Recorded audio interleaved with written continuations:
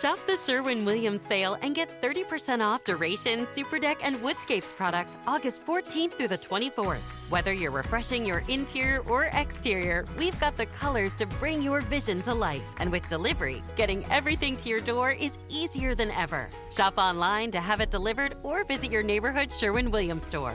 Click the banner to learn more. Retail sales only. Some exclusions apply. See store for details. Delivery available on qualifying orders.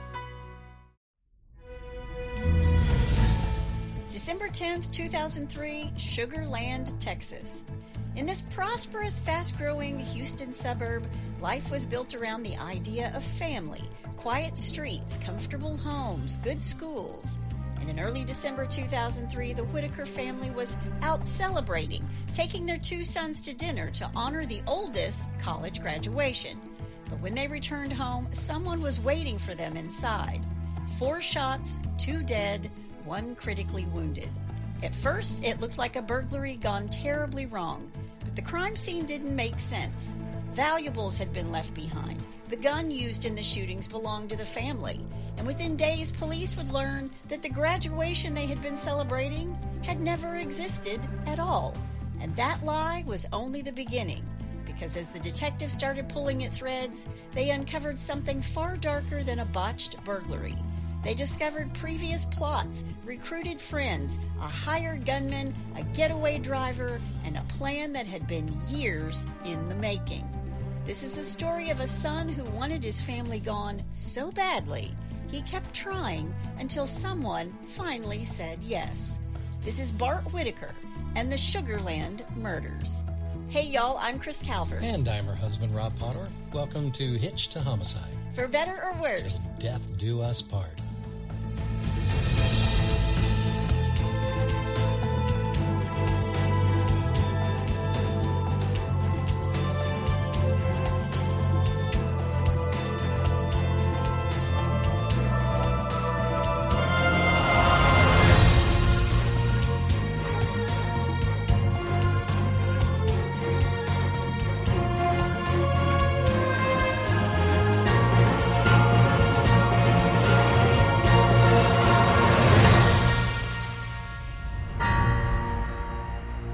Welcome back, everybody. Yes, welcome. And I went a pretty deep dive on this one. Oh, no.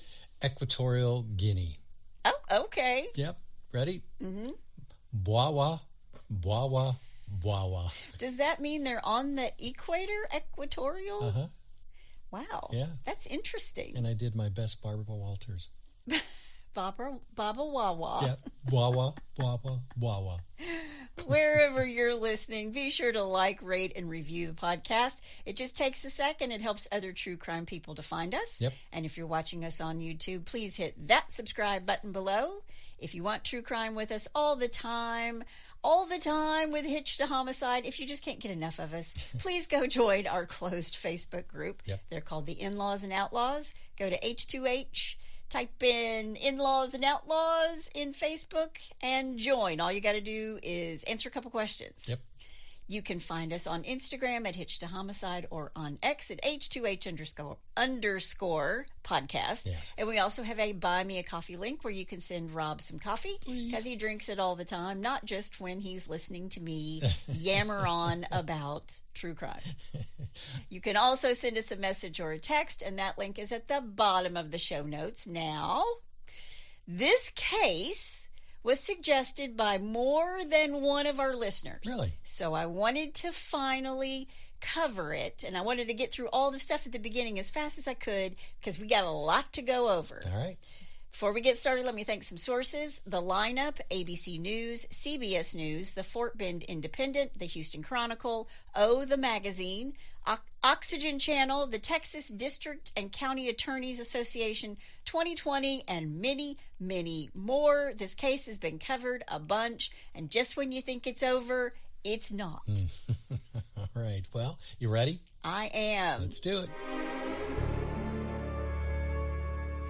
I want to start a little farther back in the family than I usually do with a man named Bill Bartlett, or William Wilson Bartlett, who in 1952 started a commercial masonry business headquartered in Houston, Texas. He was originally from Detroit, Michigan, and he marries Marie Tillman, who is from Texas, and perhaps that's how he made his way to the Lone Star State. I don't know this. I'm just guessing, Okay. right? All right. This company he started is called W.W. Bartlett, and it's going to become a huge privately held company in Texas working on major projects. It's a well-respected family-owned company, and Bill and Marie will have a daughter in January of 1952, Patricia Ann, and she will go by Tricia. Tricia was born on January 7th, 1952. She'll graduate from the University of Houston with a BA in education. I also read that she was a Delta Gamma. You know, Greek life is pretty big down in Texas. Oh, yeah. And Tricia's going to fall in love with and marry a man named Kent Whitaker, who will work for his wife's family's business as the comptroller of W.W. Bartlett Incorporated. So basically, he's like the chief financial guy. Gotcha. And these two, Tricia and Kent, will have two sons, Thomas Bartlett Whitaker, who goes by Bart, and Kevin Michael Whitaker. He goes by Kevin. Okay. As Bart and Kevin grow up, they seem to have idyllic childhoods. They lived in the Sugar Lakes subdivision, which is nestled between the Southwest Freeway and US 90A, and lots of the homes back up to small lakes. And just to give you an idea of how nice it is, former Houston Rockets center Hakeem Olajuwon owns a house there. Okay. Well, that says it all, right? That there. says it all. And he was a great player. Bart was a smart kid who attended Clements High School. I read that he and 3 other fellow students were part of an Odyssey of the Mind team, which won an award for teamwork. An Odyssey of the Mind is an international program in which teams of students work for several months to come up with the most workable and creative solution to challenges set by the organization. And Bart was a part of the team from Clements High School who built a mechanical android with human characteristics. And this team wins an award for teamwork. Wow. Now I'm gonna go off the rails a little bit, but stay with me, okay? Wait, I got to go back to that. It was like a robotic android? Apparently something like that. Yeah, Odyssey of the Mind. They put out what it is that has to be solved, and then these teams from different high schools take different paths and avenues to solve whatever problem it is that Odyssey of the Mind puts out. Jeez, it's a big deal. Yeah. It's a very big deal. Yeah, I think the biggest thing I ever did for anything like that is I did a baking soda volcano. There you go. Nice. That's a good science fair project. There you go. Odyssey of the Mind's a little bit different. Yeah. But what I'm trying to show is that he's very smart. Sure. And he is into teamwork. Now I'm going to go off the rails, off the subject just a little bit, but I'll come back to it later. All right. Because in 1995, a movie is released starring Kevin Spacey. It's called The Usual Suspects. Oh, yeah. And if you haven't seen the movie, I don't want to spoil anything for you. It's a very good movie, even if Kevin Spacey is in it. It's told from his point of view in an interrogation. He's talking about how he and 4 other criminals who were brought together in a police lineup decide to commit a robbery together, and this decision puts them on a collision course with a man named Kaiser Soze. And Kaiser Soze is supposed to be a Turkish criminal mastermind whose reputation or legend is that rival criminals once invaded his home and threatened his family. So instead of allowing his family to be used against him, Kaiser Soze supposedly killed them himself and then hunted down everyone who threatened him. And the point of that story isn't just that Kaiser Soze wasn't just violent. He's made himself impossible to control because he has nothing anyone can use against him. And the famous line that Spacey gives in this movie is, quote, "The greatest trick the devil ever pulled was convincing the world he didn't exist." End quote. That's called foreshadowing. So put that away for right now, okay? I haven't done that for a while. I know. My piano was lonely. So Bart's a privileged kid, and he's a smart kid, but I don't know if he's told no a lot. I don't know that people say no to him a whole lot. Right. While he's in high school in 1997, when he's a junior, he recruits or convinces, depending upon how you read the stories, to help him break in. He convinces these kids to help him to break into several schools. It's like 6 or 7 schools. It's really hard to get a straight story on these burglaries, which I read, meticulously planned because they're all minors and juvenile records are sealed. Sure. The one instance I could find was where he broke into his own high school, Clements High School. He reportedly got into the school through the ductwork, moved ceiling tiles, and lowered himself from the ceiling crawl space, a la Tom Cruise Mission Impossible style. Wow. To steal computers from the school. Man.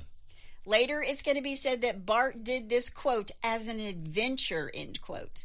But he's going to be placed on probation for the burglaries and will be released from probation early for good behavior.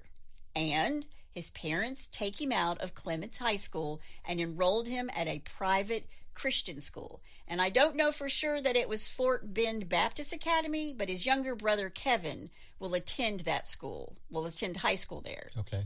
There's 5 years difference between Bart and his little brother, Kevin. But his parents, I think, believed changing schools would straighten him out. But Tricia and Kent also have him evaluated by a psychologist who gave him the Millen Multi-Axial Clinic Inventory, the MMCI, Wow. in 1997. And her written report came with a blunt warning label, quote, to avoid its misconstrual or misuse, the report should be evaluated by mental health clinicians trained in recognizing the strengths and limitations of psychological test data.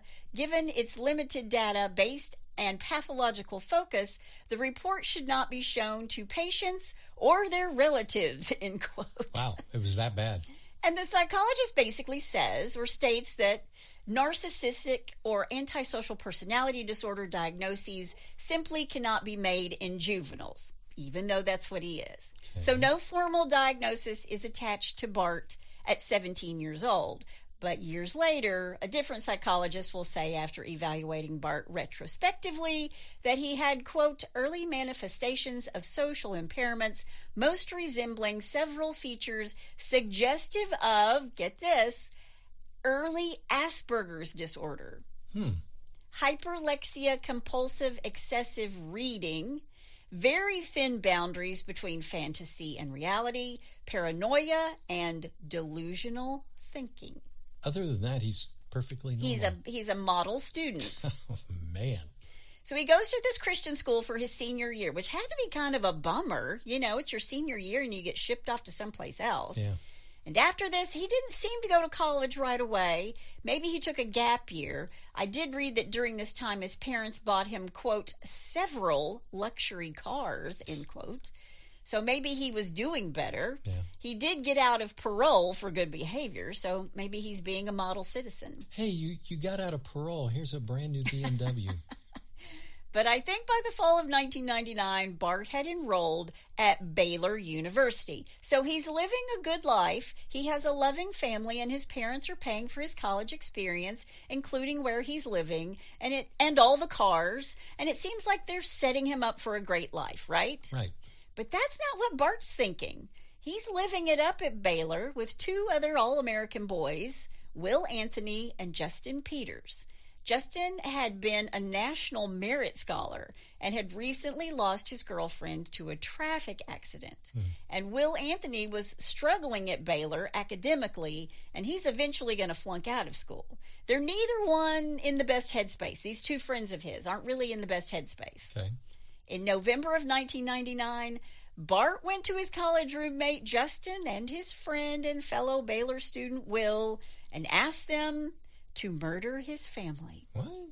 Bart tells them that he wanted his family dead so he could inherit his family's share of the masonry business.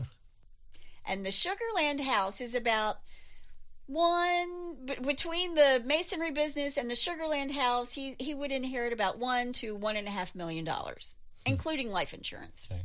And there are lots of sources that say it's his father's share of this construction business, but that's why I told you the story from the beginning. It's his maternal grandfather's business. Gotcha. Still, he tells these 2 that they would get a share of the money. Regardless, here's what he's saying to him. He wanted Will to enter his parents' home in Sugar Lake and shoot the family. And Bart even gives Will black pants, a black shirt, and a ski mask. And the plan was for the two of them to ambush his parents and younger brother after a dining outing, after they go out to dinner. And this plot to murder Tricia, Kent, and Kevin went as far as Will and Justin making it to the home. And when Will tried to open a back window, an alarm went off. And Will and Justin get the heck fire out of there and are like, no more, dude. Yeah. Not interested in your schemes, Bart. Right. Yeah. But Bart's not to be undeterred. 2 months later, he approaches another friend with another plan, fellow Clemens High School friend Adam Hipp. In February of 2001, while still attending Baylor in Waco, Bart approaches this fellow student who's struggling academically in college. Adam, his friend, Adam Hipp. But his plan never goes beyond talk. And speaking of talk, according to one source, Bart initially floated the idea of killing the whole family in a house fire at his grandparents' lake house, but then went back to staging the home invasion. And there are accounts where it said that he offered Adam $20,000 to kill his family. On April 5th, 2001, Bart was to take the family to dinner and leave a door unlocked for Adam. And Bart's roommate would drive a gun from Waco to give it to Adam. And after Adam shoots the family, Bart wants to be shot in the arm to deflect suspicion, because Bart's going to be there too. Right. So Adam turns him down. But still that same month, April of 2001, Bart had launched yet a third plan. According to CBS News, an acquaintance of Bart's, a girl named Jennifer Jaffett, caught wind of Bart's plan to murder his family, and she confronted him about this plan. Takes a woman. Takes a woman. Jennifer confronts him, and when she did, he hugged her. Bart just hugs her and whispers in her ear, everything's going to be okay. But Jennifer called the police. Good. And in turn, the police called Bart's parents, Tricia and Kent, who said, quote, there's no way, end quote. And when they question Bart about this, he tells them that it was a joke. It's just all a huge, big misunderstanding. Yeah, if I were a parent and my kid told me that he was joking about murdering the entire family, I would probably raise a red flag. Yeah, sleep with one eye open, right? Yeah, that's just wrong. It's about this same time that Bart switches schools. He leaves Baylor and enrolls at Sam Houston State. But I think in between this time, or after he comes back to Houston, he starts working at a country club, the Bentwater Yacht and Country Club near Lake Conroe. I'm getting this wrong. It's not Conroe. It's Conroe. Conroe. All right. The emphasis on the con, okay? This is where because somebody's going to email me or text me and say, you said it wrong. Yeah. So this is where he meets Chris Brashear, who becomes his townhouse roommate. By the way, his parents have bought him this townhouse. And another guy named Steve Champagne, who also works at the Bentwater Yacht and Country Club. Now, at first, Bart goes to Steve and tells him he wants to kill his father, Kent. He wants his dad, Kent, dead. And then he says, nope, I've changed my mind. I want you to kill the whole family. And again, he's promising Steve money from what he will get as a sole heir. And Steve Champagne refuses to take part in any murder. Yeah, so Bart says, well, then if you won't kill him, how do you feel about driving Chris Brashear, my roommate, from the house after he kills everybody? I'll get him to kill everybody. All you have to do is be the wheelman. Man. And he agrees to drive the car. Wow. And maybe he didn't think Bart was actually going to go through with this whole scheme, because it does sound a little far-fetched. Yeah. But that's not what's going to happen. So it's late November, and Bart tells them what he wants them to do. And Chris Brashear agrees to carry out the plan. He's going to kill Kent, Tricia, and Kevin. And he's going to get a part of this $1.5 million. Bart buys Chris black pants, a t-shirt, and a black ski mask. Sound familiar? Yeah. The three of them drive to Sugar Land from Montgomery County. And the plan is that the same one that Bart had before from the beginning, he's going to get his family out of the house and then have the killer waiting for them when they get back home. And Bart also tells Chris to take a wad of cash that his father stashes in the master bedroom closet. I don't know how much it was. Some sources say a couple $1,000s, but I don't know for sure. It was enough that Bart wanted it, okay? Right. And this is how Bart gets his family out of the house. He tells them he's finished with college at Sam Houston State, he's earned his degree, and he's graduating in December. So the guy who's been lying to his family about even being enrolled in school, because he has actually flunked out. Oh, really? Yes, Wow. He's gone to Sam Houston State. He enrolls. The first semester he's there, he has a 1.4 GPA. Wow.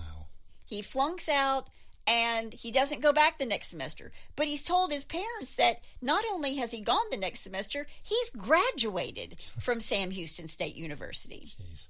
When in fact he barely had enough credits to even qualify as a freshman. I heard he flunked his blood test. He didn't have enough credits to qualify as a freshman, and this is after being at 2 different schools, 2 different colleges. Wow.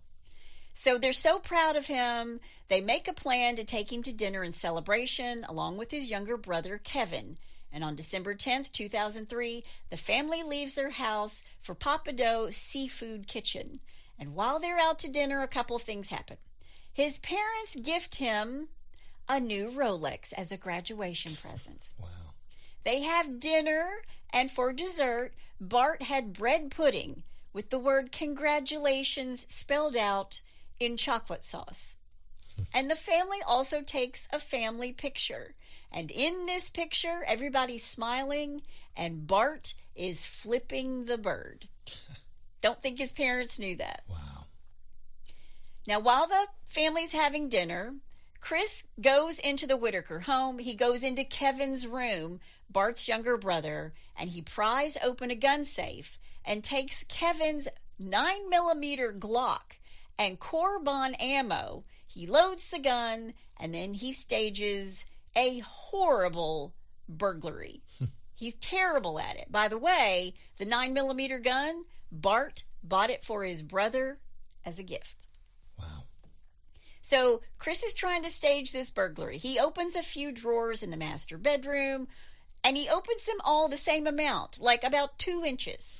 Then he takes nothing, not a piece of jewelry, not a television, not a computer, only the cash out of this closet in the master bedroom. But other than that, nothing. And there's jewelry laying out everywhere, right? Right. When Bart's family finishes dinner, when the Whitakers are finished, Bart calls Chris to say, "We're on our way." And not only that, the guy driving the getaway car, Steve, is watching the family, and he follows them all the way home. And when the family arrives, it's just after 8 p.m., Kevin gets out of the driver's seat and goes to the front door to unlock it. And Kevin will be the first person into their home. And as Bart's mother and father are walking to the front door, Bart says to them, "I need to get my phone from the car," his car, which is a Yukon. So he's deliberately staying outside while his family is walking through the front door. Jeez. So Kevin is first through the door, and Chris shoots him once through the chest in the dining room. And after this, Tricia, Bart's mother, is shot in the chest as she enters the doorway. Next is his dad, Kent. He hears the shots and rushes in and is immediately shot in the shoulder and upper chest area. The bullet will shatter his humerus. And this is when Bart rushes in to give his Oscar-worthy performance. He and Chris stage a struggle, and then Chris shoots him in the arm. He needs to look as if he's a victim, just like the family. Sure. And after Chris Bashir shoots Bart, he rushes out the back door and jumps a fence into the neighbor's backyard. Mm-hmm. Yeah. I Not knew the what you meant. backyard's neighbor. The back door neighbor's yard. So you know what I'm talking about. Yeah, if you have a house that backs up to you and your yards back up to each other, that's what he does. He jumps a fence and into their yard and into Steve Champagne's waiting car. Gotcha. Now, when he climbs in, Chris tells Steve that he shot Kevin as Kevin, quote, smiled, end quote, at him. Wow. And that he found the cash Bart told him would be in his parents' bedroom. But instead of taking the phone with him when he left, because Bart has given both of them burner phones, right? Right. Instead of taking this phone with him when he leaves, Chris Brashear picks up Bart's phone and left the gun. and did he take the cannoli? I was waiting for it. He left the gun and he took the cannoli, basically. Oh, man. So Steve Brashear and Steve Champagne change clothes, toss the gun, the bullets, and the crowbar Chris used to get into the gun safe in Kevin's room off a bridge at Lake Conroe. And they go out drinking using the cash taken from Bart's father's closet to pay their bar tab. Okay.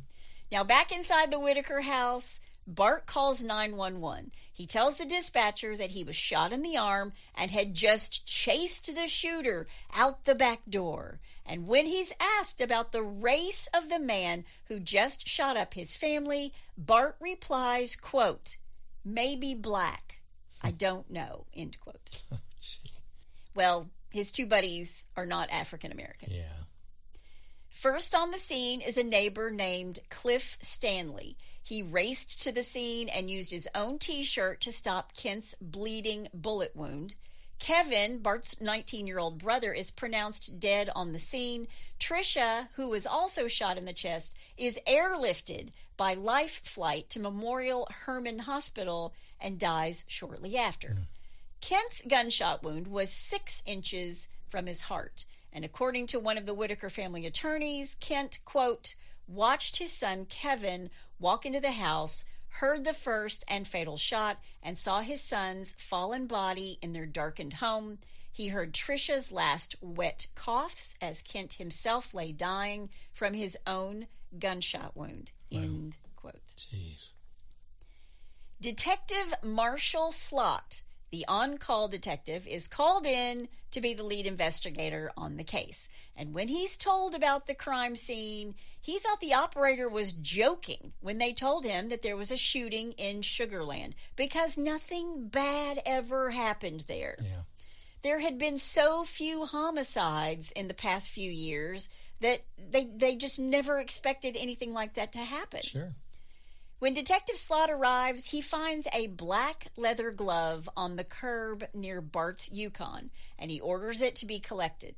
Then he finds a 9mm Glock near the back door, along with 4 Corbon shell casings, and 6 rounds in the magazine are also recovered. Now, at first blush, police initially believed that their suspect was an armed robber. This was just an armed robbery gone wrong. He got caught while he was in the house. Right. Because there'd been actually an armed robbery in Sugar Land recently. But no one was murdered. No one was hurt. Sure. But quickly, every single officer on that scene believed this was a staged burglary. There are all these computers, all this expensive audio and video equipment. Sure. There's valuable jewelry just out in plain view in the first floor bedroom, where all of the dresser drawers have been pulled out 2 inches exactly, and no more. Yeah. But it didn't even look as if a hand had been inside that drawer looking for anything.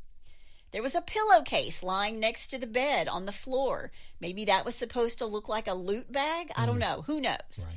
What we do know is that the only fingerprints found in the home were of the Whitaker family, including Bart.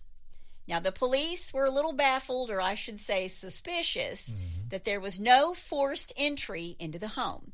Whoever the shooter was, he'd entered the home through a built-out crawl space into Kevin's bedroom on the second floor. Something that you'd really have to have knowledge about. Yeah. Right? Yeah. And then once in Kevin's room, they knew to look for and pry open a gun safe where there would be a 9mm pistol.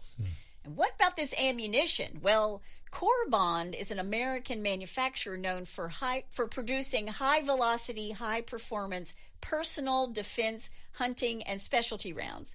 It was founded in 1982 and named after the bonded core of the ammo. They sort of pioneered lightweight, fast-moving, high-pressure, jacketed, hollow point bullets that are designed for maximum stopping power. Yeah. Now, Kevin had other types of ammo in his gun safe, but he didn't have core bond. And who might have wanted maximum stopping power? Yeah. Well, that would have been Bart. Sure. But they do have this one black glove. And police call in Deputy Keith Pickett of the Fort Bend County Sheriff's Department, who is a canine officer and is nationally recognized scent discriminating bloodhounds. Their names are, wait for it, Quincy, Columbo, and James Bond. There you go. I love that. So they have the medical examiner, the detective, and the international MI6 or whatever James Bond is. Yeah, he's MI6. They tell Deputy Pickett that the gunman ran out the back of the house. The detectives tell him this, okay? This gunman, he ran out the back of the house. So the dogs tracked from the rear of the Whitaker home all the way to Bart's Yukon that was parked in front of the house on the street. And scent swabs were taken from the black glove, the murder weapon, the dresser drawers in the master bedroom that were 2 inches open, the pillowcase, and the damaged gun safe in Kevin's room. But the initial hit by the dogs kept going back to Bart's SUV. And that's a little bit telling, right? Yeah. Then 2 days after the murders, a reporter calls the Sugarland police and speaks to Detective Billy Baugh. So you can only imagine they're in Sugarland where there's never a homicide, and now there are 2 dead bodies and a man in critical condition and another guy in the hospital who supposedly fought off the burglar or the assailant and has a gunshot wound in his arm. So the reporters, it's all over the newspapers. So this one reporter digs a little bit, and he finds out, he's putting all of his news story together. He finds out as he calls Sam Houston State University to confirm that Bart had just graduated and discovers that, in fact, Bart was not a student there. Yeah. And in no way had he graduated at all. Yeah. And the police confront Bart, who's in the hospital, like his father, Kent. And when Kent wanted an explanation, Bart tells him, "It's all a misunderstanding, Dad. It's all a misunderstanding. I only needed a couple of credits in the spring. And, by the way, Dad, I told Mom. I had already told Mom." He tells his dad that he had told his mother, Tricia. Wow. He hadn't exactly graduated. Not yet. Lies. Yeah. Lies. All lies. As they say in England, this chap's got some bullocks. Some bollocks. Yeah, he does. 5 days after the murders, on December 15th, 2003, the news of Tricia and Kevin's deaths are all over the newspapers, and that Bart was in the hospital after obviously heroically wrestling with the gunman after all 3 of his family members had been shot, and was as was he was also shot. Right. And that's when a Dallas bank teller shows up at the Sugarland Police Department. He asks to speak with Detective Slott. And the detective is like, "What's on your mind, son?" And this is when Adam Hipp introduces himself. Ooh. And he tells Detective Slott that he went to Clements High School with Bart Whitaker, and that in the spring of 2001, Bart tried to recruit him to kill Kent, Tricia, and Kevin so that he could inherit his parents' share of the family construction business, which he said was about $1.5 million. Oops. And it's at this point that Adam gets a piece of paper and a pen, and he draws for Detective Slott a diagram of the inside of the Whitaker house. And in the drawing, he details how Bart was to get the family out of the house by taking them to dinner, but leaving a door unlocked so that Adam could enter the house. He draws a stick figure of the shooter in the dining room and 3 stick figure bodies in the front foyer, exactly as these murders played out. He tells Detective Slott that Bart's Baylor roommate, Justin Peters, was supposed to drive a gun down from Waco to give it to him to use as the murder weapon. And Adam tells Detective Slott that the plan was for Bart to be shot in the arm to deflect any suspicion from him. But this scheme never goes further than Bart talking about it with them. But I also read that this was the plan that was sort of foiled by Jennifer Jaffett calling the police because she knew Adam Hipp and she knew of the plan. Right. Now, after Adam confesses all of this, at first Detective Slott thinks, well, maybe Adam's the killer, because he really did know this crime scene. Yeah. But he quickly discovers that Adam was at the bank, and there are others at the bank that confirmed this, and he's eliminated as a suspect. Okay. By late December 2003 and into January of 2004, police want to have a chat with Bart's other roommate, Justin Peters, who now lives in San Antonio. And when they get to him, Detective Slott says, so, you know Adam Hipp, right? And this is what he told us. What do you have to say about that? And Justin says, well, yeah, it's true. I participated in the plot to kill Bart's family with Adam. The murders were planned for April 5th, 2001. But he also tells them that Bart originally recruited him and Will Anthony to kill his family in December of 2000. But that plot had also never come to fruition, and that both times Bart's motive for the murder was to inherit his family's estate. Wow. Now, meanwhile, back at the hospital, Bart's doing a pretty good job of pretending that he was so grateful to the EMTs for saving his father's life. But police aren't buying it. They already know he's a liar about graduating or even attending Sam Houston, right. And if he enlists his roommates before this murder to murder his family, maybe he did that again. Right. So they turn their attention to Chris Brashear and Steve Champagne. And what they learned is that Bart had been living with Chris in the townhouse his parents bought for him, and that the two had been working at the Bentwater Yacht and Country Club together. So police bring in both guys. They're questioned. No one is confessing to murdering the Whitaker family, but they do consent to provide both scent and DNA samples to the police. And why do they want scent samples? Because Quincy Columbo and James Bond need to sniff these items and then sniff the crime scene. Sure. And these three bloodhounds are going to associate Chris Brashear's scent with the black glove, the master bedroom drawers that were open, Kevin's gun safe, and the 9mm gun. And remember, Chris took Bart's phone and left the gun. Yeah. When Bart is out of the hospital, the police ask him to reenact his version of the attack. And you'd think for someone who had planned this over and over and over with more than 3 different groups of people, that he would have his story ready for police. Yeah. But instead of taking suspicions away from Bart, he was so vague about where he had been that night and where the gunman was standing, and he couldn't even articulate well how the struggle happened between him and the gunman, how that all went down before he was shot in the arm. Now, if you've been in a situation like this where it's high adrenaline, sometimes you can forget certain things. Right. But when it's very traumatic, usually there are details that you can give that are so precise, because in the moment it's going to be imprinted in your head for the rest of your life, watching your parents die, yeah, right? Exactly. If you've just seen your family being shot and then all of a sudden you're in the struggle for your life, you think you would remember a few details. Exactly. Yeah. And he's very vague. Well, maybe it was here. Maybe it was there. Right. And all he's done is cast more suspicions on himself. Yeah, of course. And police are talking to Kent, Bart's dad, and he knew that they were looking at his son Bart as a part of this murder scheme, but Kent just finds it impossible that his son, the boy he'd raised, the boy who loved his mother and loved his younger brother, had arranged for them all to be murdered. He just can't fathom that in his head. Yeah, think about that a little bit more, Ken. But in fact, after the murders, Bart does get in touch with Chris Brashear to tell him that he wanted him to come back and finish the job. He wants him to kill Kent, his father. Jeez. Now, they don't have more than circumstantial evidence against Bart, but they do have Adam Hipp, who is secretly cooperating with the police.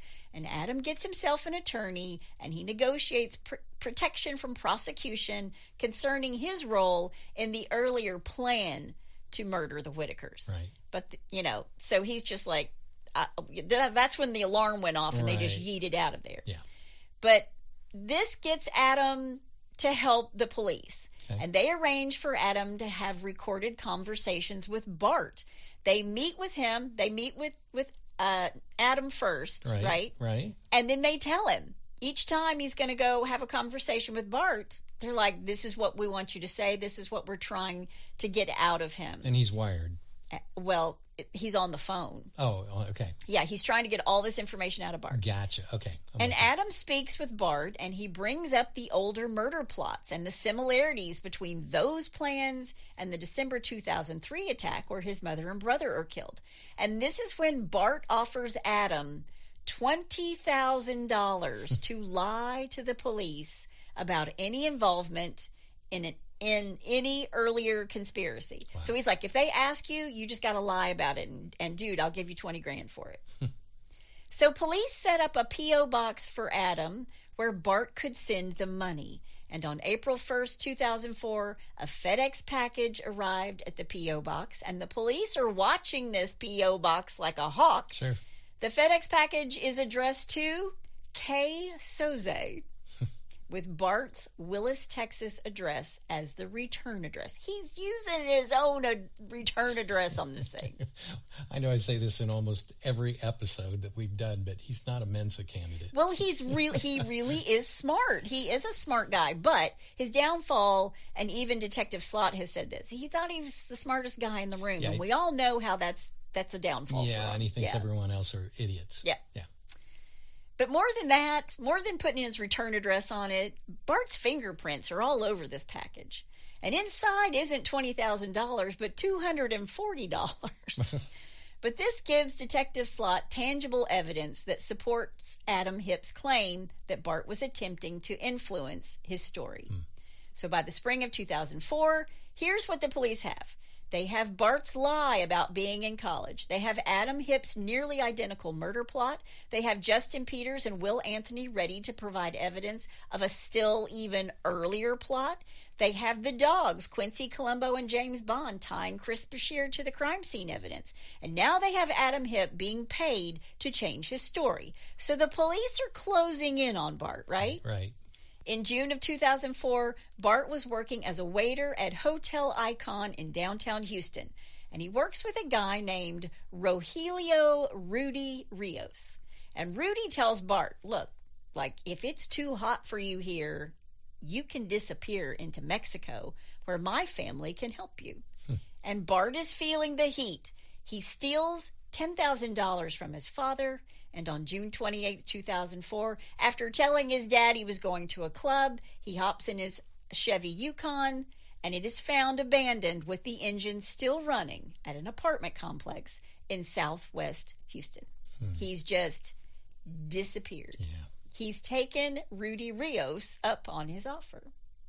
So Bart bangs around a bit in Mexico, but eventually settles in Cerralvo, Nuevo Leon in Mexico. I hope I got it right. Close enough. Which is about 40 miles across the U.S. border. Okay. And Bart assumes his friend's identity. He's now Rogelio Rudy Rios and not Bart Whitaker. Wow. He gets IDs with Rudy's name. He pays thousands of dollars for this. And he starts building a whole new life. He gets a job at a furniture business owned by a Mr. Omeo Salinas. And he starts dating the boss's daughter, Cindy Lou Salinas. Man. And his name isn't the only thing he's lying about. He has a scar on his arm from the gunshot wound, right? Right. And when he's asked about it, he tells everyone that he was a soldier in Afghanistan and was wounded. And he was hiding because he didn't want to go back into the military service. Jeez. He also tells people in Mexico that he's an only child and gave all kinds of fake stories about his parents and his upbringing. His mother had never loved him, and she was a prostitute. And his parents neglected him emotionally, and that his father never gave him the love he needed, but only gave him money and ignored him. He tells the Salinases that they're the family that he never had. So after arranging the murders of his real family, Bart's gone to Mexico and created a fictional story in which they failed him.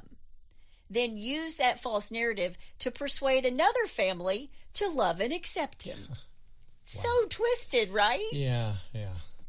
It's now June of 2005, and Detective Slott and the Fort Bend County District Attorney's Office get together what they need for wiretaps on the cell phones of Steve Champagne and Chris Brashear. But Bart's gone, and he's incommunicado, and the police don't know where Bart has gone at all. Steve Champagne graduates from Marine Intelligence School and is assigned to Camp Pendleton, but Chris Brashear was still living in Houston. And Detective Slott is regularly looking at these two guys, at their cell phone records. He knows that because they're his friends and close roommates, that if he's always used these people before to plan this, he's used them, right? There's a possibility that he's going to be back in communication. And he's going to be back in communication with him, especially since he promised to give Adam $20,000. Yeah. But what they discover is that these three aren't talking at all. Wow, that's kind of amazing that they're not even in touch with each other. Yeah. By August of 2005, Sugarland detectives are working double shifts to monitor Steve and Chris's phone calls, and these two aren't talking to each other, so the Sugarland police serves a number of grand jury subpoenas for their friends and family, including Steve's girlfriend, the day before police learn that she's going to fly to California to visit him. So not only are they overtly watching Chris and Steve, now they're watching their friends and family. Man, what did she think, the girlfriend, after she found out? I have no idea, Wow. but she had to be like, what the heckin' heck, man, right? Yeah. On August 28th, 2005, Steve Champagne meets Detective Slott at a Starbucks in Conroe, Texas. Conroe, Texas, sorry. Okay. And he says to him, I've had enough. He said he wanted to tell the police, let me tell you what I know. I'll tell you everything I know. And remember, Steve, he was never a trigger guy. Right. He was the getaway driver. Sure. He's never in the house. He never pulls a trigger. Right. Steve tells Detective Slott that he unwittingly helped Chris Brashear drive away from the Whitaker house on December 10th, 2003. He says he had no clue that the murders were going to happen before he went there that night. Yeah. And he only helped to dispose of evidence in the lake after the shootings happened. And he's telling them this because he wants immunity, right? Mm-hmm. So they're like, that's a great story, Steve. We're going to give you a polygraph, which he fails miserably. Sure. And immunity is taken off the table. Yep. Sorry, guy. Yep. The next day, Steve is scheduled to appear before the Fort Bend County Grand Jury, and after an all-day meeting with Detective Slott and FBI Special Agent Jim Walsh, Steve gives a videotaped confession implicating himself, Chris Brashear, and Bart Whitaker. He takes the police to the spot on the bridge over the lake where Chris Brashear had dropped the bag of stuff used in the crime. Police pick up Chris Brashear on September 12th, 2005, and basically say, dude, the jig is up, my man. Your buddy Steve confessed. He told us everything. Yep. So now they have Steve and Chris in custody. Now, for the past year and a half, police have been tracking down every lead to get to Bart. And by this time, Crime Stoppers was offering a $10,000 reward for information leading to Bart Whitaker. I'm surprised Bart didn't turn himself in so he could collect the $10,000. Well, Rogelio Rudy Rios hears about this and is thinking, $10,000. On September 14th, 2005, Rudy Rios calls Sugarland Detective Marshall Slott saying, my name's Mike Jones, and I've got a tip for you. Yeah. Wow. He tells Detective Slott that Bart was in Mexico, and Bart had paid him $3,000 to take him there. Not only that, he knew where to find Bart, living with his father. He gives him the town, exactly where to find him. Wow. So he got $3,000 for getting him into Mexico. Rudy does, the real Rudy. Mm-hmm. He's going to get $10,000 for the police going to get him. It's a pretty good payout. But Bart's already on the move. He kind of catches wind of what's going on. He flees to Monterrey, Mexico to avoid being captured, and he's trying to find work there. And while he's trying to find work, he applies for a job at a restaurant and gets an interview. But the job interview is the police setting him up. Wow. And on September 22nd, 2005, Bart Whitaker is arrested without incident due to the Mexican and American authorities coordinating their efforts. And by the end of September, Bart is back in the States, where the Fort Bend County prosecutors are waiting for him. And according to Detective Marshall Slott, quote, "It was a very satisfying walk into that jail," end quote. I'm sure it was. So by this time, police have also retrieved this bag that was dumped in the lake. And inside this canvas bag is a dustbuster that they used to clean the getaway car, a metal pry bar with blue paint that matched the paint on the gun safe in Kevin's room, and a water bottle that had Chris Bashir's DNA and several Corbin 9mm bullets. Wow.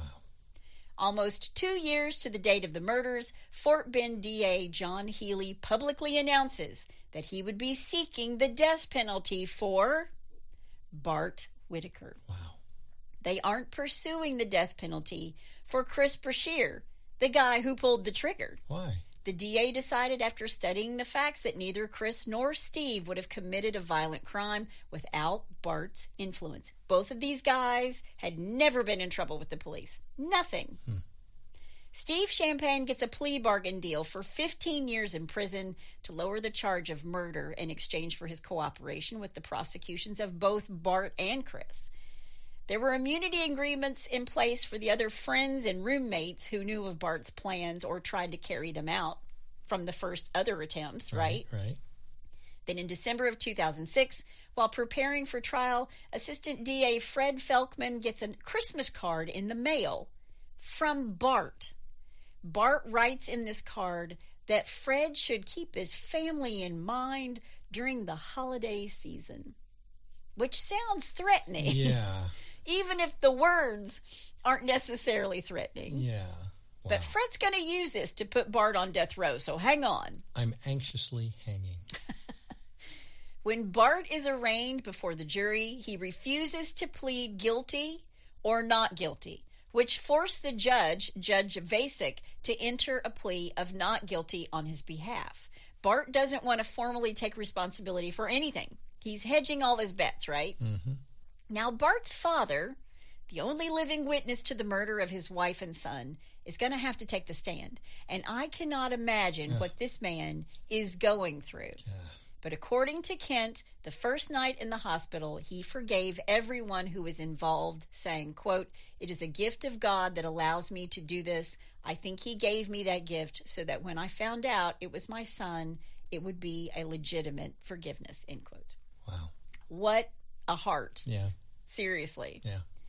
Bart does tell his father how sorry he is when he comes back from Mexico, saying, quote, "Dad, I'm just so sorry. I'm so sorry for all of it. It's all my fault," end quote. Yeah. So he does admit to the murder of his mother and brother. Yeah. By the way, he told his father the day he disappeared into Mexico, obviously, that he was going to this club and he would be home. So his dad's just like, I have no idea that he went to Mexico. Yeah. He really keeps Kent in the dark. Yeah.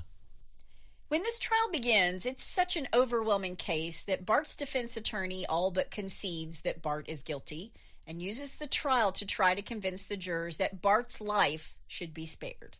Why? Because while Bart's in Mexico, he found God. Of course he did. Now, I believe that Kent Whitaker's faith is real. I think it's genuine. Mm-hmm. I don't know about Bart. Yeah. Don't know about Bart. Yeah. There were jailhouse phone calls where Bart complained to his dad that the law firm he'd hired wasn't sending in the big gun. Bart was upset he'd not been offered a plea bargain for a specific term of years. And Bart's lead attorney is a prominent Houston defense attorney. His name is Dan Cogdell. And Dan had sent a junior attorney to handle one of Bart's court appearances. And Bart told his dad, quote, "We are not paying for legal aid here," end quote. Jeez. He wanted one of the, quote, big guns next time. What an entitled little brat. Exactly. Wow. And they're going to use this against Bart because the defense wanted the jury to see Bart as the guy who was saying, quote, "I know I'm guilty. I'm willing to spend the rest of my life in prison. I'm trying to spare my father and extended family the agony of a trial." But instead they heard, "We're not paying for legal aid here," right? Yeah. Bart's defense team eventually submitted what is called a proffer, a document that would show that Bart is prepared to admit, explain, or offer in exchange for a possible plea agreement. It's basically that Bart's willing to acknowledge. It's what he's willing to acknowledge, but it's not the same thing as a guilty plea. It's more like a preview of negotiations, and the proffer submitted in Bart's case was that he would admit to guilt and he would accept 2 consecutive life sentences. But Bart didn't like the way his legal team handled it. He didn't think it accurately communicated what he was trying to accomplish. And between the big guns conversation and the proffer that was given, the DA didn't think Bart had learned his lesson and was attempting to manipulate the process through his attorneys. And prosecutor Fred Felkman reacted poorly to it. And the defense attorney, Dan Cogdell, says, I'm out. Yeah. He left the case. I don't blame him. And the DA decided to seek the death penalty. And remember, we are in Texas. They don't mess around. Yeah, don't mess with Texas. The first person on the stand was Kent, Bart's dad. And he described the murder of his wife and his son Kevin and his own shooting. And the DA played the big guns recording for the jury. Where are the big guns? Why? I'm entitled. Why? Yeah. On the third day, Steve Champagne takes the stand. He tells the court that Bart frequently told people that he was an orphan and that Steve was like a brother to him, the brother he never had. He killed his brother. You're the brother I never had. He explains how Bart came to him in the late summer of 2003, joking with him and Chris Bashir that he wanted to kill his family, like he wanted to gauge their reactions to it. And then it went from there. He tells the jury the only reason he agreed to drive the car was because Bart told him he was already guilty of conspiracy to commit the crime. He tells how he waited outside the restaurant that night of the murders and called Chris on the burner phone that Bart had provided. He calls Chris, who's already in the Whitakers' home, to let him know the family's on their way and that he's in the getaway car, and how they dumped the evidence and then went drinking that night using the cash Chris had stolen from the house. He also tells the jury that months later, in February of 2004, while having dinner at a restaurant, that, quote, the job wasn't finished, according to Bart, and he discussed killing his father, Kent. The prosecution parades out all the friends and roommates who were privy or participated in the prior conspiracies to kill the Whitaker family. The jury deliberated for roughly 1 hour and a half. Oh, man. Bart never took the stand. Wow. And they deliberate for an hour and a half and find Bart Whitaker, guilty, what do you think? Guilty of capital murder. Good. Then after the hearing, during the punishment phase, Bart's father, Kent, and his mother's brother, Bo Bartlett, both took the stand to beg for Bart's life, saying he was the only family that Kent had left. Yeah, and whose fault was that? Exactly. Bart didn't take the stand during the trial, but he does take the stand during his sentencing hearing. Okay. So he takes the stand in a final attempt to scheme his way out of the death penalty. He tried to contradict the DA's claim that money was his motivation for wanting his family murdered. He said he had developed an irrational hatred of his family because he could never fulfill their high expectations of him. Wah. He tells how while he was in Mexico, he had found God and was now an entirely new person, even participating in jail Bible study. But the DA, Fred Felkman, is shouting at Bart. He's stopping him mid-sentence. He's slamming his hand on the jury rail. He gets Bart pretty twisted.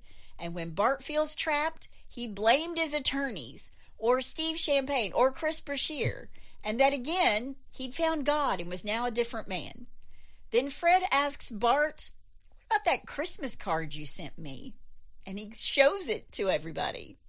And Bart says, oh, it was a sincere attempt to wish you a Merry Christmas. Yeah.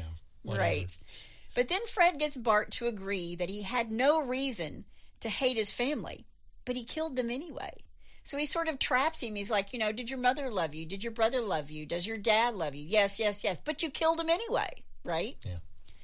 The jury deliberated for 10 hours before deciding that Bart should receive the death penalty. Wow.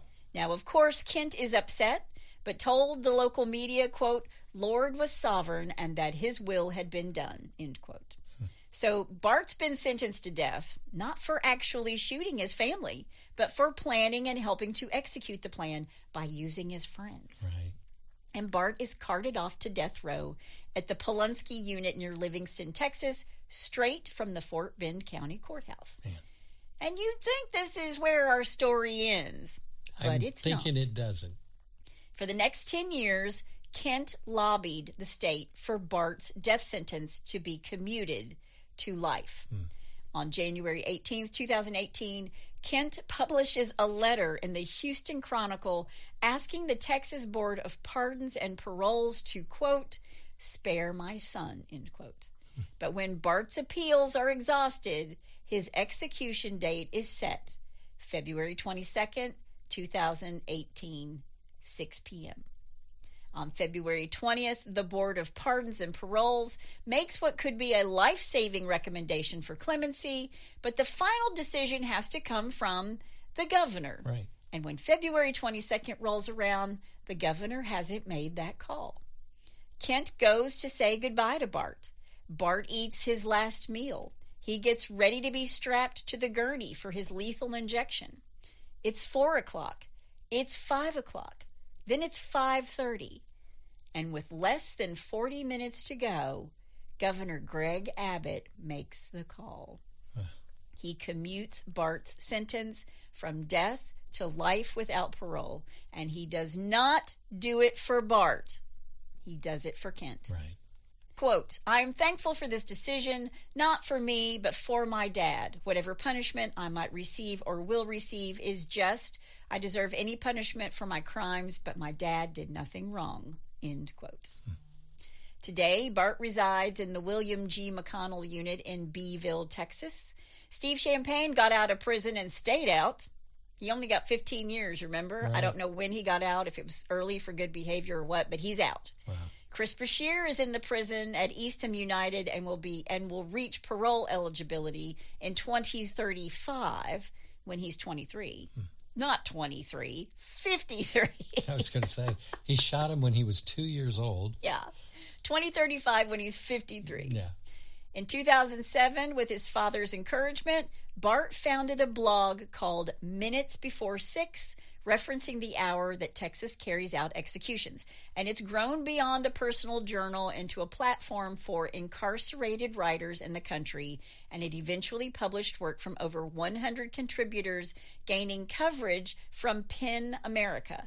And Bart is a 3-time PEN Prison Writing Award winner. In 2021, he's moved to the McConnell unit near Beeville, Texas, where Steve Champagne is also incarcerated. And while he's been in prison, he's earned his bachelor's degree in English and sociology and a master's in humanities, with his master's thesis being, quote, who fears hell runs toward it, end quote. But Bart's not the only one who's writing, and Kent publishes his own book, Murder by Family, the incredible true story of a son's treachery and a father's forgiveness. He publishes it in 2008. Kent also remarries, and he and his wife, Tanya, regularly visit with Bart in prison. Now, before I go, as much as I love the idea that the bloodhounds Quincy Colombo and James Bond linking the shooter Chris Bashir to the crime scene through the scent lineup, yeah. Keith Pickett, the Fort Bend County deputy, became infamous across Texas as the hound dog handler. He's exposed as fraudulent. What? Keith Pickett lied about his credentials, used no verified protocols, and his lineups contributed to multiple wrong arrests. I do want to say that Quincy Colombo and James Bond got it right on this case. Right.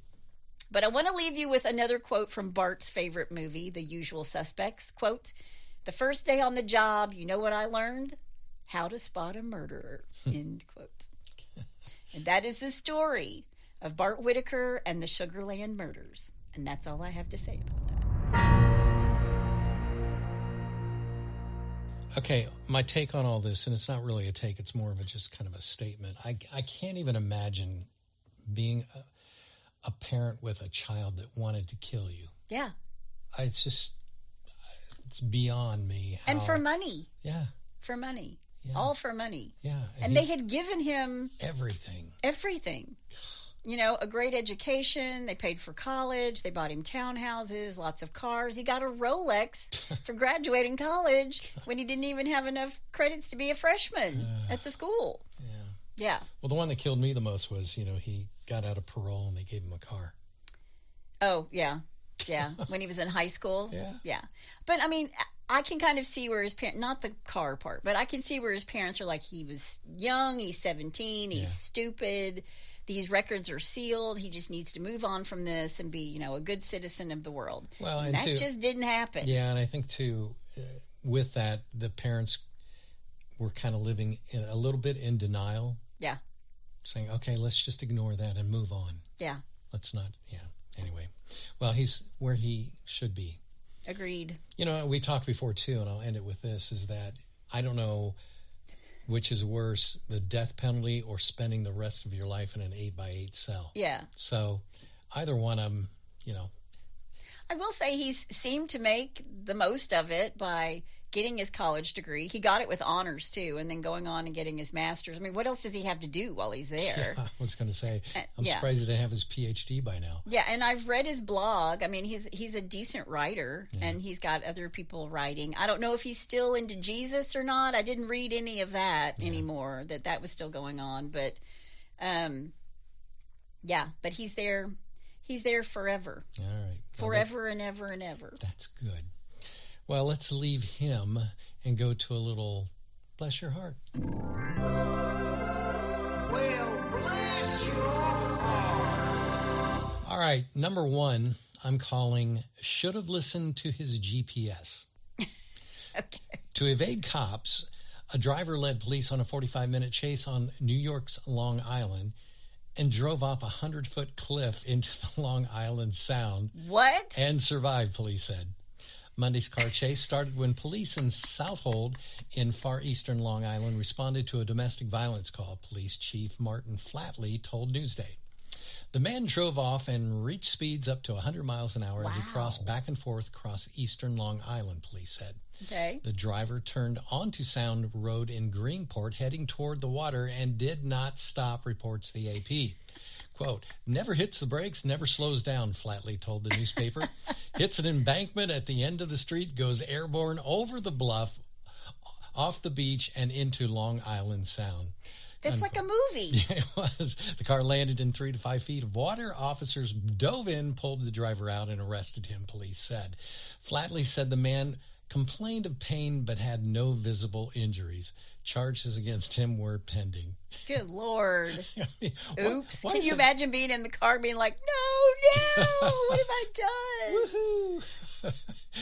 All right, number two, the lawyer needs a better lawyer. Okay. A good attorney will have your back as you navigate all the legalities of your case. An even better attorney knows that having your back doesn't translate to sneaking narcotics into a facility where you've been incarcerated. What? That's exactly what lawyer Ronald Henry Lewis is accused of doing to get illegal drugs to inmates in Texas's largest county jail. Wow. And in a most unusual way, the AP reports that 77-year-old was arrested Friday when he showed up at the Harris County Jail for a prisoner visit, with authorities saying Lewis, an attorney since the early 80s, had nearly a dozen pieces of paperwork laced with illegal drugs. He's 77? Mm-hmm. Oh, my gosh. Lewis alleged drug smuggling was discovered after a police that took months conducted by a new unit called the Criminal Investigations and Security Division. What was it, like a police sting? Well, which was formed to look into a spike in drug overdoses at the jail. Okay.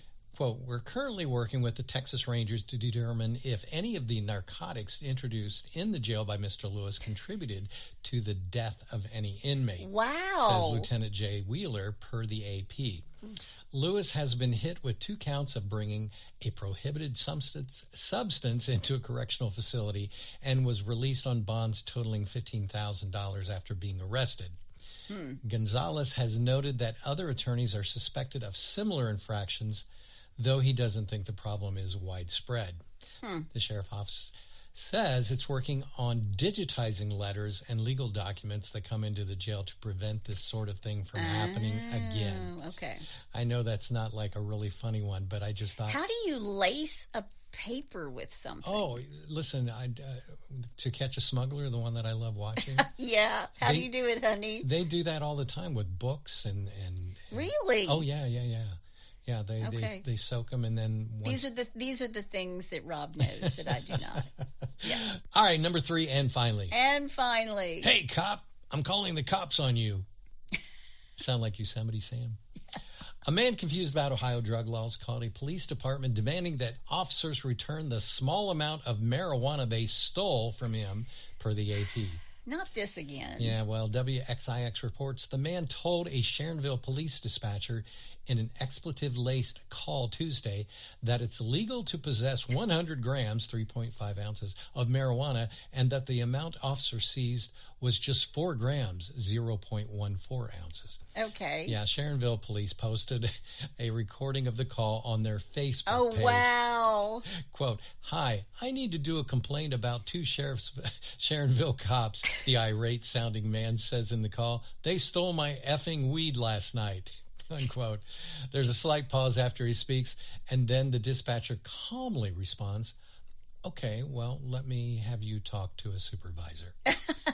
Sharonville sergeant then takes over, at which point the caller says he'd been staying at a hotel when the theft took place. My wife had my effing weed in her purse, and the mother effer cops took it. It was really good effing weed. The caller then gets increasingly upset as the sergeant tells him he's wrong about the legality of the amount of the that he allegedly had, and that he'll have to come down in person to file a complaint.